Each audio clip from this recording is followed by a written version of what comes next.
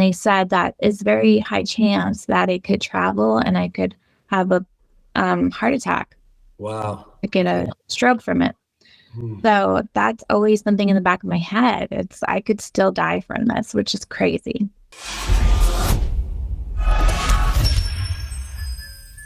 Coach Greg, and I'm here with Jessica Cakes or Jessica Weaver. She's extremely popular fitness model. She has close to 13 million followers on Instagram. She has a YouTube channel, and she's here to tell her story.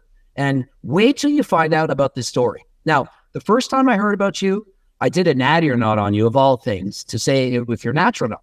And I poked fun at her the entire time, and I'm thinking, oh my God, she's going to be so mad at me. And then she writes me a DM, and she's like, that video was so funny. I loved it so much. And I was like, wow, this girl's so great. She's not embarrassed. She doesn't care. And she's like happy about it. And we've been talking ever since, watching each other's things. And so we're out here now to do a story. She's about empowering women. She wants to make people aware that women should have a voice. They should be able to do what they want. And we're going to get into everything. So please stay tuned for this video.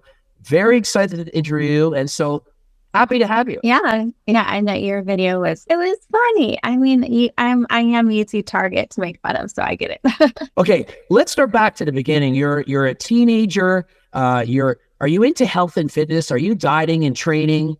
You later get into modeling. Like, what started all of this? No, I was pretty unhealthy when I was a teenager, and I would say, I was partying and drinking and I was smoking cigarettes even. So gross.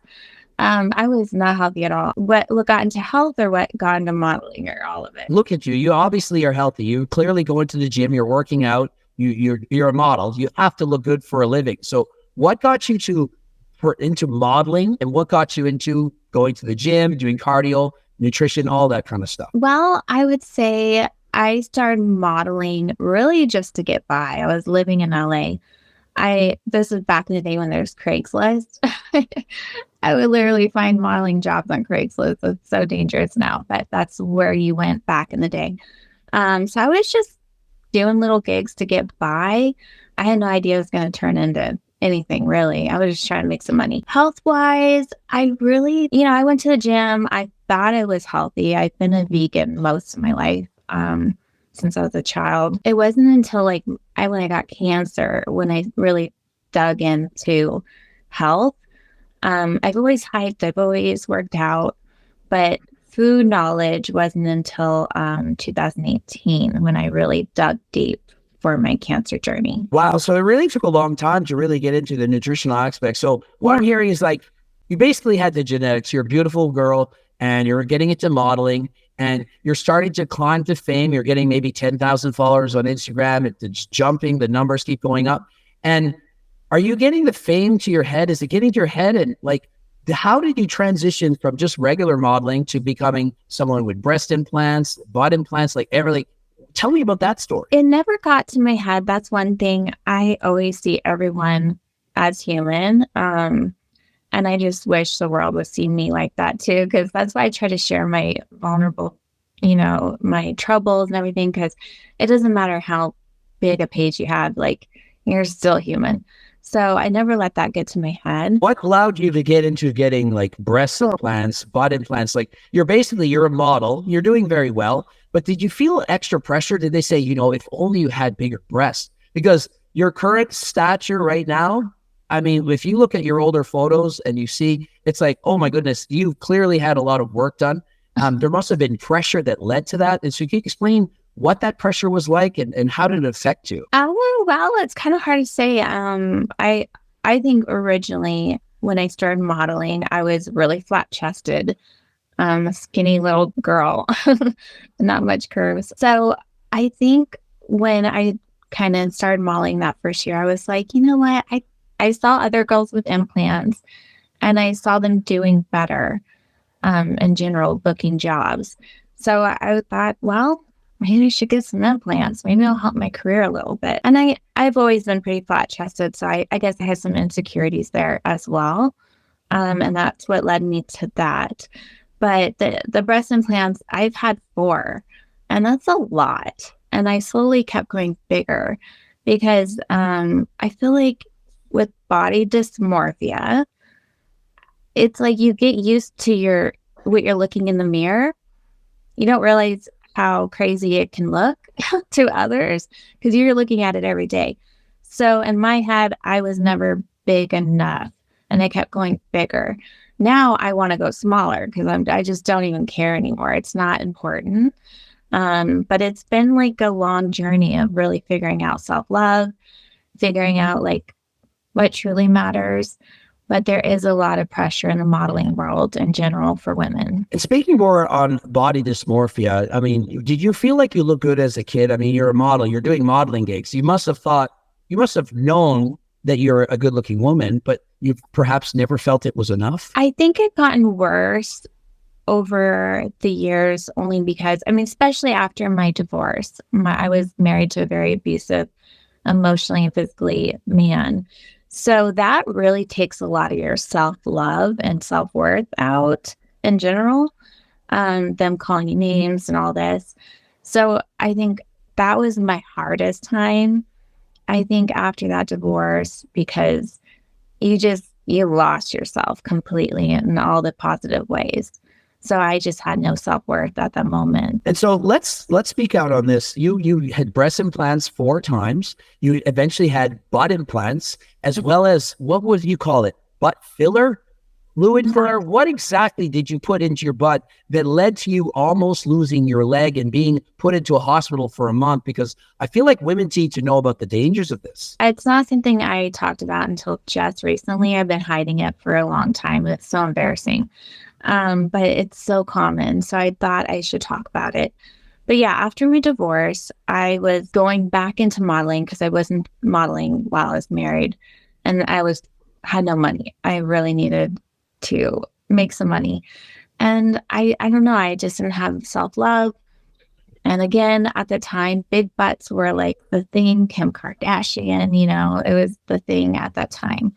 And I was thinking, maybe if I got butt implants or something. I remember I talked to my surgeon about it and I asked him if he did injections and he lectured me on it. Don't ever do injections. So he convinced me to do butt implants because that's a safer route. And because I was a tiny girl, it didn't look right on my body. You could like see the line, I didn't have enough fat back there. So then I felt even more insecure because it didn't look right. And then one day at a beauty salon, I heard girls talking about them getting done butt injections from a lady in LA. And I was like, what's this about? And I was curious and I started talking to them and they only had positive things to say about it. I ended up calling this lady and it was totally illegal, done in a nail salon. I ended up getting staph infection that turned sepsis after months went by. Ended up in a hospital, almost lost my leg, almost died. My organs were shutting down. And it was probably the stupidest mistake I've ever made. But it just shows like when you don't have self-love and you're seeing what everyone else is doing, you're just trying to make yourself feel better and fit in. And you're thinking it might make you more money too. Yeah, I totally get it. The pressure from social media. I mean, you're competing against the best looking girls in the world. And how are you going to stand out compared to them? You see someone with better glutes, more round, more full. And you're thinking, well, if I only get those injections, then I'll have a bum like that.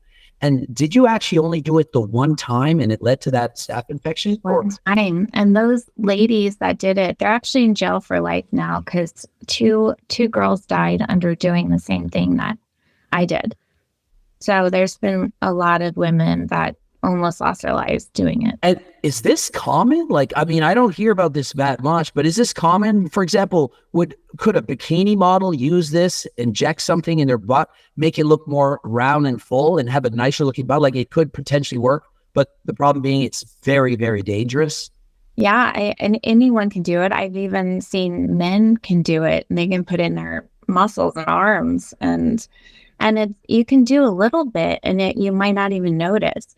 But again, with body dysmorphia, a lot of these girls, they end up going back and getting more and more. And you can tell the girls that have it online, when it's just so out of control. But it scares me because I know what can happen. And And also I had to get surgery to remove the implants. And they had to take tons of fat out of my butt because it was so liquidy, and a lot of it's still in there, and they couldn't get it out. And they said that it's very high chance that it could travel, and I could have a heart attack. Wow. I get a stroke from it. So that's always something in the back of my head. I could still die from this, which is crazy. Now, speaking of body dysmorphia, the pressure to have to look a certain way, I compete in bodybuilding, and many of women, they compete in women's bikini competitions or women's wellness. And emphasis is absolutely on the glutes. And so they're wearing thongs, posing on stage, arching their backs with hair extensions, lip filler, Botox, nails, breasts, everything is done to look like a Barbie doll. Do you think that that could lead to more body dysmorphia and pressure to get these injections? Because after all, for example, at the last Arnold Schwarzenegger Classic, the top four, the judges basically said, they essentially all need bigger and more round and fuller glutes. Based on your experience as a model and seeing other people, do you think a girl can just train harder and get that kind of development? Or do you think that they might have to resort to these injections? I wouldn't be surprised if they didn't. They could definitely be secretly getting injections, and you might not even notice. Sometimes it's just the tiniest scar for these injections too. So yeah, I could see the pressure, especially if you're trying to win and you're competing. I think that's might even be more pressure than social media, because you're actually in competition with each other. Yes, of course, it's a girl's fault too, but there's so much pressure too. I think it comes back to who are the judges picking? If they're picking those type of girls all the time, then yeah, the natural girls are going to feel pressure. Imagine this, so in women's bikini, they're literally, their hairstyles are covering all of their back muscles. And so when you're standing towards the curtain in the rear, all you can really see is their bums and their hair. You can see the side of their shoulders and then their lower legs. But the emphasis is on the glutes. And as you walk slowly towards the back of the stage, you're slowly walking and you can see the bum move. And so it has to remain full as you're walking. Could these injections increase the likelihood that it's going to be full and not have that deflated look, not sagging down? Because the perkier and the rounder, the better. I just imagine there would be so much pressure to do that, especially when the judges are saying, this is what we're looking for. What do you think about that? Yeah, definitely. I'm sure I'll get a lot of backlash saying this. Obviously I'm not in that field, but I could definitely see women doing this secretly. You could probably get away with it too.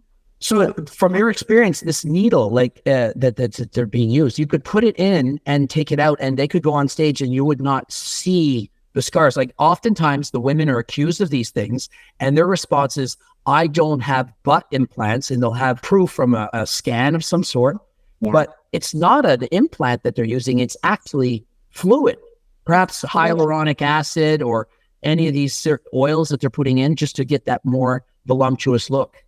Yeah, and the sad thing with the injections, my lady told me it was silicone, and when the doctors cut me open, they were like, we don't know what this is. They couldn't even figure it out. It's so dangerous. Yeah, I don't know if that would show up on a scan. I doubt it. It's fluid. Why would it? No. So yeah, that's scary, and I'm sure there's a lot of pressure for women to might go that route if there's so much emphasis on the butt in competitions.